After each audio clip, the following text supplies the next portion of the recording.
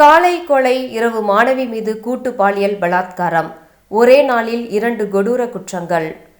கடந்த மாதம் நவம்பர் 2ஆம் தேதி இரவு நண்பருடன் காரில் பேசிக் கொண்டிருந்த கல்லூரி மாணவி மீது கொடூர தாக்குதல் நடத்தி பாலியல் பலாத்கார சம்பவம் நடந்தன. சிவகங்கை மாவட்டத்தை சேர்ந்த சகோதரர்களான சதீஷ், காளீஸ்வரன் மற்றும் இவர்களின் உறவினரான குணா மூவரும் சேர்ந்து மாணவியை வலுக்கட்டாயமாக காரில் இருந்து இறக்கி நண்பரை அரிவாளால் தாக்கி மாணவியை கூட்டு பலாத்காரம் செய்தனர்.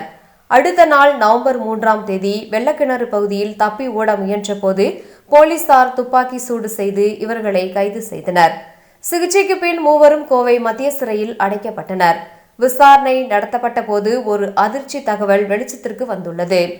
அதே நவம்பர் 2ஆம் தேதி காலை ஆட்டு வியாபாரியான தேவராஜ், வயது 55 என்பவர் மூவரால் கொலை செய்யப்பட்டிருந்ததும் இப்பொழுது இந்த விசாரணையில் உறுதி செய்யப்பட்டது. சேரபாளையம் காட்டு பகுதியில் மூவரும் மது அருந்தியிருப்பதை தேவராஜ் பார்த்து கேட்டதால் அவரை சரமாரியாக தாக்கி அங்கிருந்து தப்பி சென்றனர். காலை கொலை, இரவு மாணவி மீது கூட்டு பாலியல் பலாத்காரம், ஒரே நாளில் 2 கொடூர குற்றங்கள். இதன் காரணமாக கோவை மத்திய சிறையில் அடைக்கப்பட்டுள்ள 3 பேரையும் மீண்டும் போலீஸ் காவலில் எடுத்து விசாரிக்க அனுமதிக்க கோரி கோவை மாவட்ட காவல்துறையினர் நீதிமன்றத்தில் மனு செய்ய உள்ளனர்.